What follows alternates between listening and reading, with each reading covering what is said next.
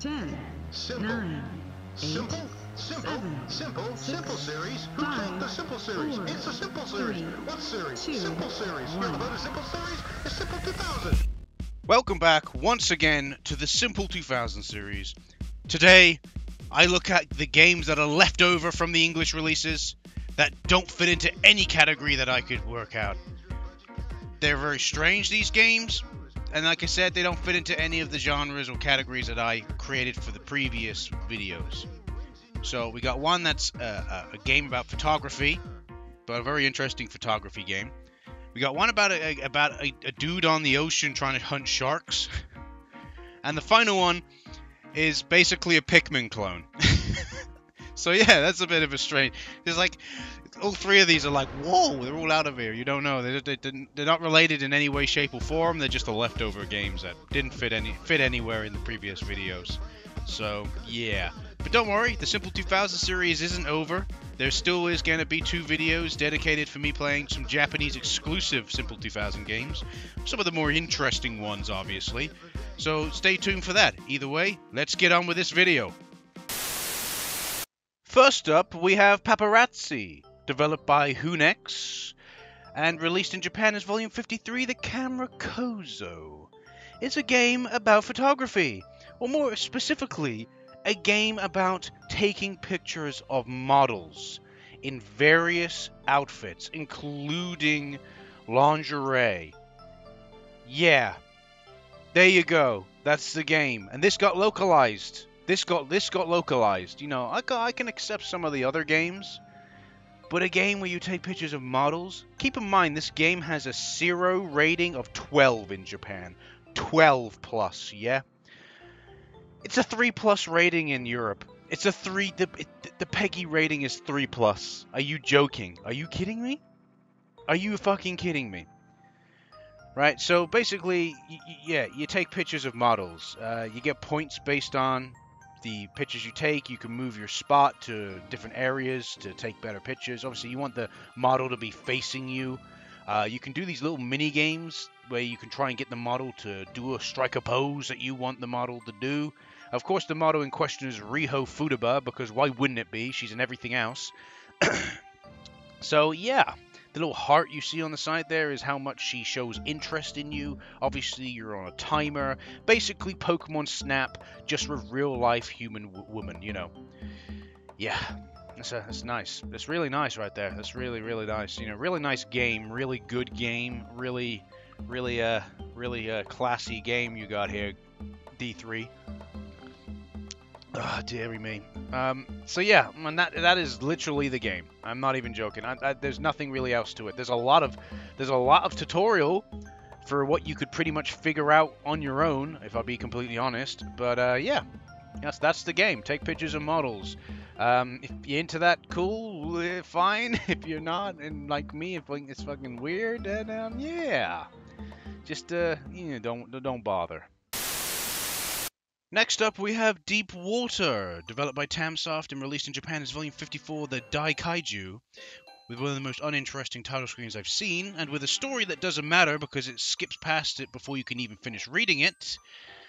We have You vs. Sharks. You know, Deep Water came out. Deep Water is a game where you fight sharks, basically. Yeah, you go in your boat, you drive your boat around, and you kill sharks. That's pretty much the whole game. Is it janky? Hell yeah. Is it good? Hell no. It's not good in the slightest. It's not particularly fun. You think like shooting sharks would be fun. You got this harpoon on the front of your ship, and I couldn't find an opportunity to use it against these sharks. Look at them. They're attacking the side of the ship, and it's at the front. I had to rely on using a rifle to kill these sharks, but yeah, whatever. This game kind of makes me think of, like, you know, we recently had a shark-based game come out, didn't we, called Man-Eater, right? Where you played as a shark, and yeah, okay, you know, I haven't played it yet personally, but a lot of people said, yeah, it's dumb fun, but on a technical level, it's a lot of issues with the game, and it's kind of bare bones in terms of what you can do. But it seems to me that this is basically the reverse of that, where you're playing as the people trying to kill the sharks, you know. The shark hunters.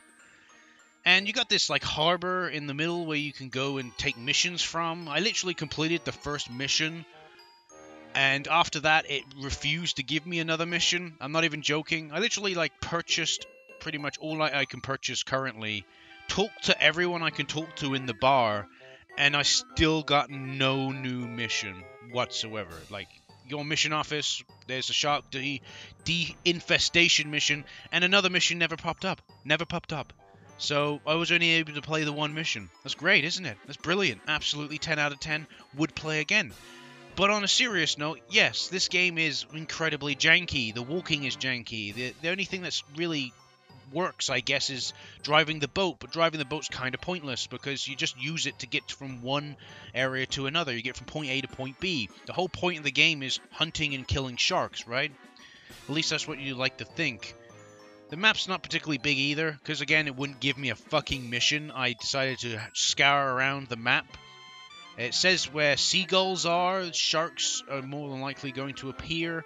Got a little sonar there which shows what's under the water. You know, the blobs are probably sharks. Why wouldn't they be? Right? Why would they have any other kind of fauna, any kind of aquatic life in this game? But I didn't come across any other sharks, so I just ended up driving around the map, went back to the harbor a final time, still no new mission, and just kind of gave up playing it. So yeah, so that's Deepwater. Very exciting, very good. No, it's not. It's terrible. And finally, we have probably the most interesting game of the collection, Darwin, or known as the Adventures of Darwin. It's one of the rare Simple 2000 games to get a release in America. Wow. Released as the Adventures of Darwin in America, and simply Darwin in the UK or Europe. It was developed by V1 Systems, and yeah, it was known as Volume 99, the Genshijin in Japan. It has a story about there's a meteor coming, you're a monkey, and you've predicted this meteor is coming because you saw it in a dream. And yeah, you got to try and figure out how to stop it happening. Basically, you have a village you can walk around in and communicate with people. Which okay, that's a thing. I think it has a more central basis later on in the game, but at the moment in time when you first start playing the game, it didn't really serve much of a purpose. But then you have the game itself, which is very Pikmin-esque in its style. Basically, you and four other monkeys, right, or in this case 5 other monkeys, go around this large field, attacking enemies, which then bring meat. You can then transport that meat back to your village, and it requires, like, say, 4 of 4. It's kind of like Pikmin. Oh my god, who would have thought, right? Yeah, you can pick up the meat, transport it back to your village, and you get points and money and shit for it. That's cool, right? Of course, you know, you're taking down a rabbit ain't really gonna, you know, ain't gonna attack back, but you got like saber-tooths and wolves that can attack back, and they can kill the other monkeys you got with you. So, yeah, it's very, very strangely very similar to Pikmin. If Pikmin had no style whatsoever, like, look at this, right? There's a whole lot of green here, isn't there? It's a whole lot of green. At least for Pikmin, it has a lot of style to it, right? And I think the perspective of not the top down, but the kind of when you're behind, was it Oscar Olmar? That's his name, isn't it? Olmar, you're behind Olmar. And it's and you're following along that way. I think it's slightly better. So yeah, as you're traveling around the level, you're encouraged to try and grab food. If you come across a gold star, that increases your maximum monkeys that you can have. Like, so for example, it would go from 5 to 6. If you get a red star, you won't be able to get a red star if you got all of your monkeys. One has to die. Basically, the red star replaces the monkey, gives you the monkey back. And yeah, there's boss battles as well. I came across this big elephant that basically wiped me out, which was really cool. You know, yeah. So there's basically you come across an obstacle that requires a certain amount of monkeys. Like you look at that boulder there. I'm definitely not gonna be able to lift that. See, it requires some weapon for me to break, but generally speaking, like I said, generally speaking, most of the obstacles you'll come across, from what I could tell, is that you'll need. Oh, you've only got 5 monkeys. Oh, sorry, you need 8 monkeys to move this boulder, so you can before you can progress. So you got to kind of hunt around the level for those gold stars, and yeah, all that. But yeah, not too bad if you compare it to the other 2 games we had in this video. It's by far a much more interesting game. and much more fun to play, if I be completely honest. But I've never been a massive fan of Pikmin, so yeah, I'm not really probably this game's target audience. But it's a good attempt, you know, considering that Via et Un system is not really known for making grandiosa games. I'm very surprised. Yeah, okay, it's a copy of Pikmin. Okay, but at least they put a semi-decent amount of effort into it.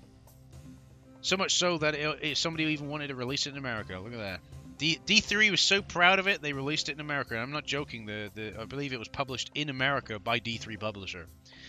Dear. Anyway, that's Darwin. All right, that's it. And that's it, ladies and gentlemen.